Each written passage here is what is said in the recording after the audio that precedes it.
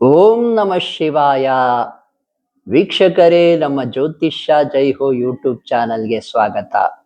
ಇವತ್ತಿನ ವಿಷಯ ನೋಡಿ, ಕೋರ್ಟ್ ಕೇಸ್ ಏನಾದರೂ ಇದ್ರೆ ಏನ್ ಮಾಡಬೇಕು.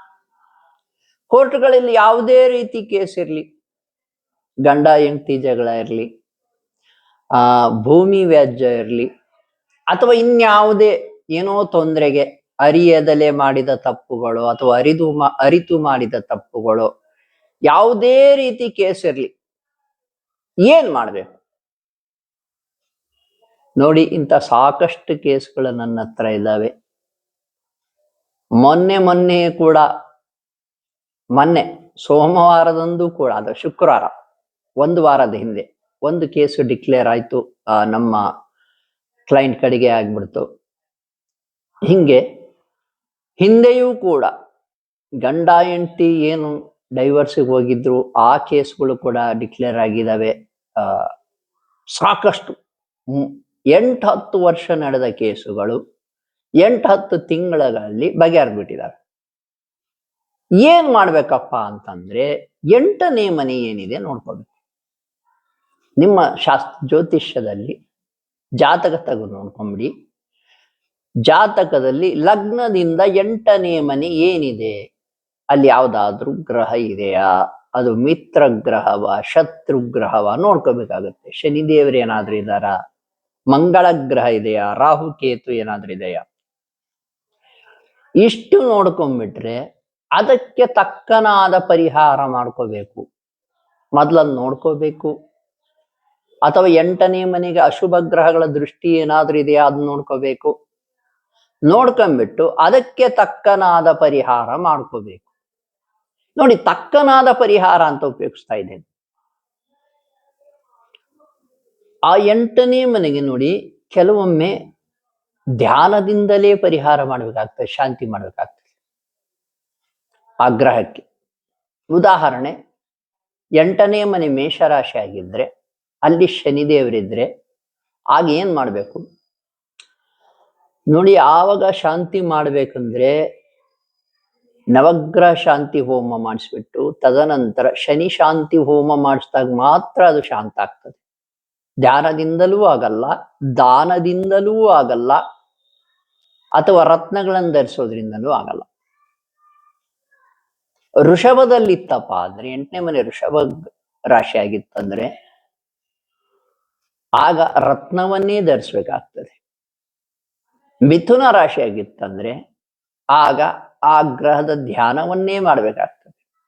ಇನ್ನು ಕಟಕ ರಾಶಿ ಆಗಿತ್ತಂದ್ರೆ ಆಗ ಆ ಗ್ರಹದ, ಅಲ್ಲಿ ಯಾವ ಗ್ರಹ ಇದೆಯೋ ಆ ಗ್ರಹಕ್ಕೆ ಅನುಗುಣವಾದ ದಾನ ಮಾಡ್ಬೇಕಾಗ್ತದೆ. ಇಷ್ಟೆಲ್ಲ ತಿಳ್ಕೋಬೇಕಾಗ್ತದೆ ನೋಡಿ. ಒಬ್ಬ ಒಳ್ಳೆ ಶಾಸ್ತ್ರಿಯನ್ನ ಭೇಟಿ ಮಾಡಿ ಅವ್ರ ಹತ್ರ ಒಂದು ಸಮಾಲೋಚನೆ ಮಾಡಿಬಿಟ್ಟು ಒಂದು ಸಲಹೆ ಕೇಳಿ ಅವ್ರು ಹೇಳಿದಂತೆ ಮಾಡಿ. ಇಲ್ಲಪ್ಪ ನೀವು ನಮಗೆ ಕರೆ ಮಾಡಬಹುದು, ನಾವೇ ತಿಳಿಸ್ತೇವೆ ಏನ್ ಮಾಡ್ಬೇಕು ಅಂತ.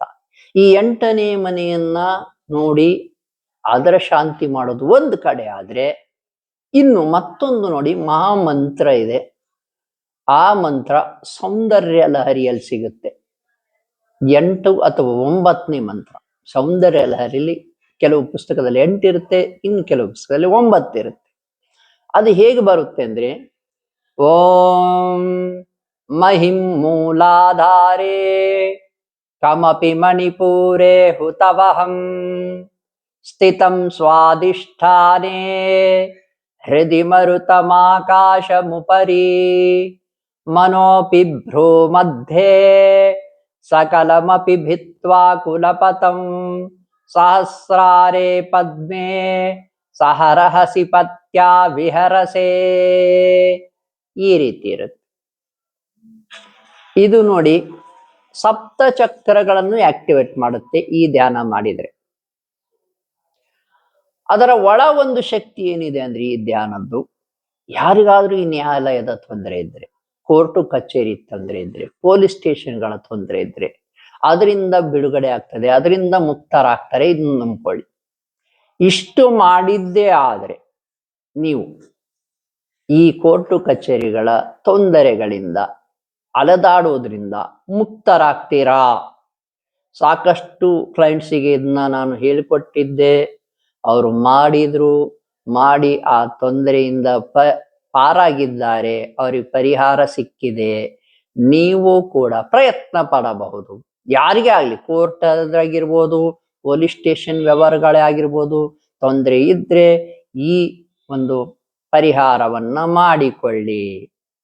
ನಿಮಗೇನಾದ್ರೂ ಸಲಹೆ ಬೇಕಾದ್ರೆ ನಮಗೆ ಕರೆ ಮಾಡಬಹುದು. ನೋಡಿ ವೀಕ್ಷಕರೇ, ನಿಮಗೇನೇ ತೊಂದರೆ ಇದ್ರು, ಮಾಟ ಮಂತ್ರ ಭಾನಾಮತಿ ಆತ್ಮಗಳ ಪ್ರಯೋಗ ಎಷ್ಟಾದ್ರೂ ಇರಲಿ, ಯಾವ ಕೇರಳಕ್ಕೂ ಹೋಗೋ ಅವಶ್ಯಕತೆ ಇಲ್ಲ, ಯಾವ ಕೊಳ್ಳೆಗಾಲಕ್ಕೂ ಹೋಗೋ ಅವಶ್ಯಕತೆ ಇಲ್ಲ.